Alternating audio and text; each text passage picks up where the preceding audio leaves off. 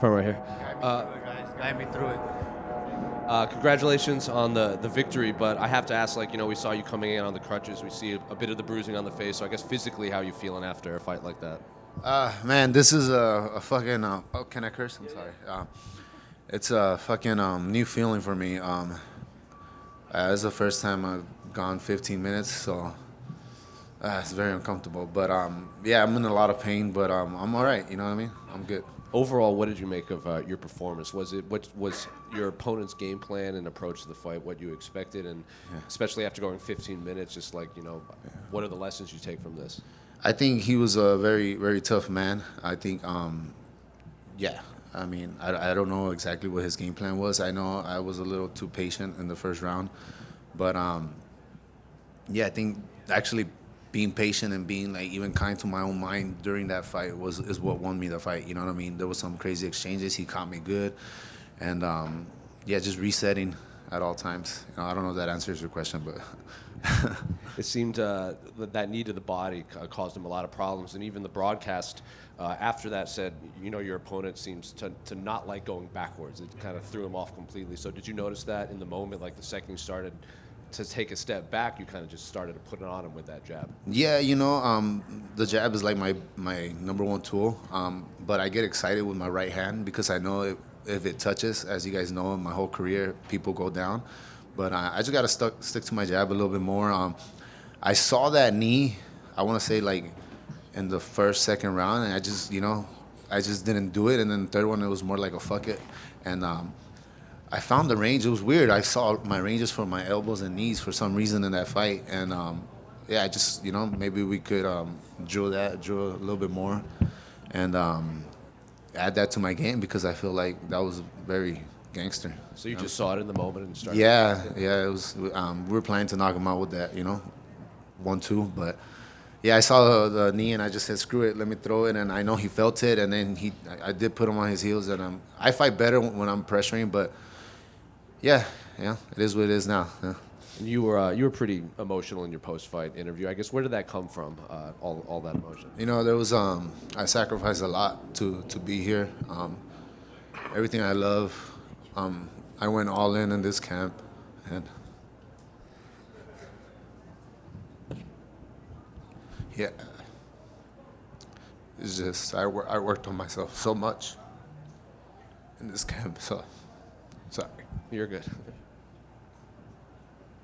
When you said you went all in on this camp, were you feeling pressure at all coming into this fight, or is this something you felt like you needed to change for this fight? No, I actually wasn't feeling pressure. I think even my team would tell you I was very calm the whole time. It's just there's something about going all in, like you know, there's nothing left. You gave everything, in your camp, in your preparation, and feels good. Yeah. Just last one for me. I know you need to heal up a bit, but now that you have a win in the UFC, Yeah. when you want to actually get back in there and start another camp? Well, yeah, I need to heal up first, but I'm gonna talk to my coaches, John Paul Shane, and my new head coach, Mateos. Amazing man. He's an amazing man. So we'll talk, and then we'll see where we go. Yeah. I'll see you right back here in the middle. I see you, brother. Congratulations. Thank you, brother. First victory since that night at the Commerce. Just wondering, can you put into words first UFC victory, get it in front of an arena in Vegas? I feel amazing. I mean, it's great. I feel like we started the event with a banger. I hope we set the tone. I just hope that there's no many good fights on this card. I really want those 50. I hope we set the tone for the night. And I just hope no one has a good fight like that. For someone who'll never experience it, can you just talk about what that moment is like? You're in the cage, you see him hurt, it's been a banger already, and you're trying to get him out of there. Just what does your mind even go through in a moment like that? It's weird because like I saw him hurt. I knew I could finish. I was going for it. As you guys can tell, I just couldn't find it in there. You know what I mean? I felt like I wasn't maybe setting it up properly. But I will get better. But it feels great. You know what I mean? When you're in there, I mean, if you've had fights before, nothing feels different. Like at that moment, like yeah, I understand we're in the UFC, but you're not thinking, oh damn, I'm in the UFC. You know what I mean? Like that's like I'm just trying to fucking knock this guy out and survive. You know what I mean? That's all that matters. Ozzy, right here. You talked about sacrifices in your journey back here. Guy you fought almost 3 years ago on the Contender Series, Joe Pyfer. Is that something that's kind of lived with you? Have you thought about that and kind of followed his rise? He's obviously a prospect that the UFC seems to have a lot of faith in. Right. Yeah. So yeah, Joe Pyfer is a fucking hell of an athlete. Like yeah, I followed his career. I haven't like paid too much attention. He's a G. You know, I feel like I'm one of the best in the world. So if you beat me, like, you know what I mean, seeing you rise is pretty badass. You know what I mean? But there is a story there. You know what I mean? But we'll get there when we cross that bridge. I know I gotta climb the rankings. I know I gotta get a few more wins. You know, and just don't. Once I get comfortable in there a little bit more, I'm gonna rack them up and I'll be at the top too. Talked about how you worked on yourself in this training camp. Talk to me about the weight cut.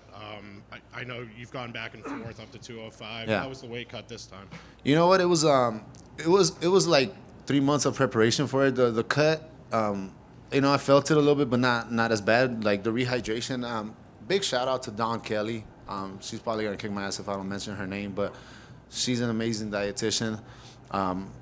Having someone like Jean Paul, like which you guys will see in the UFC soon. He helped me with my whole cut as well. So he's an amazing man. But yeah, I mean, I worked a lot on my mental. I took advantage. I moved to Vegas to the PI. Worked with everybody, psychologists, and then outside of the UFC, I still worked on therapy as myself, like not Ozzy the athlete, but you know, Osman Diaz, like the person that I am outside of fighting. So yeah, it was. The plan to stay at 185 now. You feel the most comfortable here, you think? Yeah, this is home. This is home, and everything that happened, even from the China loss, even like the Pyfer loss, everything led me to this moment. And I am so blessed, even for all those hardships, even for all those, you know, let's just say, for not coming on top in those wins. Like, there was a reason that happened, and it was trying to teach me something. And I feel like I'm still learning, but it brought me to this moment, and every decision that I made after that was for this moment. So I am fucking proud of myself. Congrats. Thank you. Congrats on the win tonight. We saw you pace yourself, even though that was an absolute war. And then as the rounds progressed, kind of time him properly, get those body shots going. Was this the strategy for the fighter, the game plan to like little by little weather the storm, but also match him? I mean, we weren't ever trying to match him. He was coming, you know what I mean? I was trying to move, but yeah, he was catching me a few times. But listening to my coaches, Mateos, John Paul, and Shane, attacking the body a little bit more, and I feel like I did.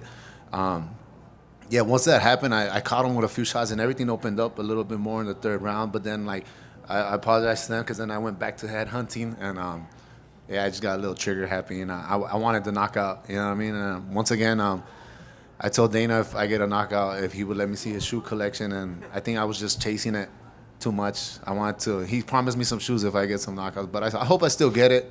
I would love to see it. I'm a sneakerhead, so at least seeing his collection would be sick. You know? Right on, man. Yeah. And last for me, after all these back and forths, ebb and flows, like you have momentum, he has momentum. It was just hard 15 minutes. How confident were you? Hand was going to be raised.